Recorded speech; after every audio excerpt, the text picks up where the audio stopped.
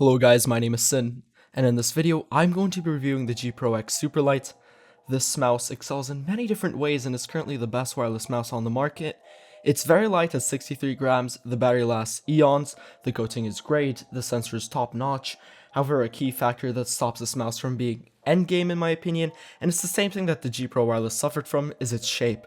I've talked about how important shape is for me many different times now, and this mouse's shape isn't necessarily bad. Actually, quite contrary, it's a one-size-fits-all shape that literally any living, breathing organism can find a way to grip it and use it in game. Having a shape like this that fits all is great for Logitech, as they can sell the mouse to anyone rather than specific grips or hand sizes. This makes the shape a jack of all trades but a master of none.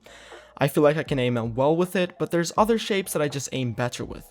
And with the mouse's abysmal price tag, which comes into around $150 or $180 in the UK, and the months of waiting time that you have to endure to get a hold of it, this review is going to have a more bitter taste compared to the vastly positive reviews found around the internet. So let's get straight into the review. So first of all, I want to start with build quality. Logitech excels in this area as the QC is nearly perfect and the mouse feels very solid in my hand. My copy has slight bottom flex, but that's about all the issues I could find with this mouse. I've heard people have had issues with the side buttons, but mine feel completely fine. I mean, when you're paying an arm and a leg for a mouse, it better be near flawless, and I think the G Pro X is well built. The G Pro X uses Omron 20Ms, pretty basic clicks, should double click less than the OG G Pro Wireless, but they're just classic Omrons. They don't feel horrible, but neither are they mention worthy, just like the Kale GM 8.0s. The side buttons are also pretty basic, nothing noteworthy, but they're solid side buttons with no pre or post travel. And here's a quick sound test.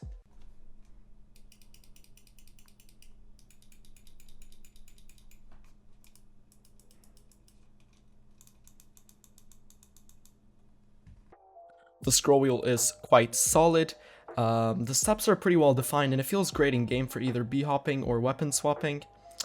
The G Pro X uses a hero sensor, which can go up to a whopping 25,000 dpi that no one will actually use and is a massive gimmick along with words like sub-micron tracking and whatnot.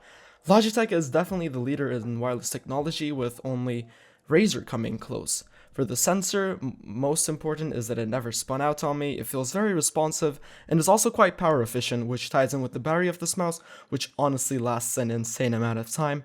I rarely have to charge this mouse, and with proper battery management like turning it off when you don't use it and charging it every once in a while, you will never run out of juice mid-game. And now for the skates.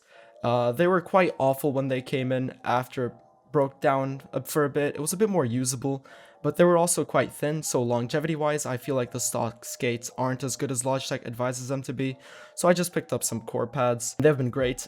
I would also recommend you pick up third-party skates if you're going to buy this mouse, as it definitely complements the weight and the wirelessness of the mouse. Speaking of weight, this mouse weighs around 63 grams with no holes, which is quite impressive. The weight feels very well balanced, and 63 grams is a solid weight considering the size of the mouse, and the fact that it also has to store a battery inside. So kudos to Logitech for managing to create a low-weight wireless mouse without creating a monstrosity with holes and other methods. The coating of the Superlight is great but very thin. People like Bearded Bob have noticed that the coating itself wears down in only a month, so that is something to look out for, but mine is currently fine, not as great as my X91R's coating, but it definitely does get the job done. As for availability and price, this mouse just costs too much for what it delivers. $150 is quite high in the US, and us British folks have to pay up to $180 for this mouse. And since this isn't the Project McFly, and this mouse doesn't have any auto-aim correcting abilities, $150 is just not worth it for this mouse. And even if you are willing to dash out $150, you probably won't be able to buy the mouse anyways, as the availability is quite bad, and I had to wait 2.5 months for this mouse, which is absurd. Now to the final most important topic, which I already mentioned in the intro, the shape. This mouse is a potato-like shape with a centralized hump, which allows for everyone and everything to use this mouse in some way. This is great as a marketing standpoint, as more people can buy the mouse, but bad in a shape standpoint, as different mice are supposed to fit different people. People have different hand shapes and grip styles, which means that people will have different shapes that they aim well with. Trying to combine everything into one works only so well until you realize that you aim better with a mouse that's more suited towards your grip, like the XM1R that I'm currently maining, which is suited towards my wider hands and claw grip style. This means that you will probably aim well with the Superlight, but you can aim better with a shape that's more suited towards you. Look at Shroud, he's in talks with Logitech to bring back the G303, even though he has a Superlight, because he enjoys that shape more and would rather use that compared to the G Pro X. I feel the same.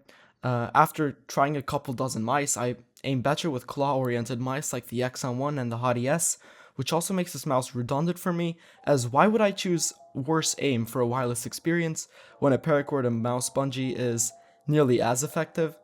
I also know that most people just don't have the privilege to buy a couple dozen mice to find their perfect shape preference, and having a mouse that will fit anyone is an easy buy for most. If you are set on buying a wireless mouse, then go ahead. The G Pro X is a super well built, all around great mouse.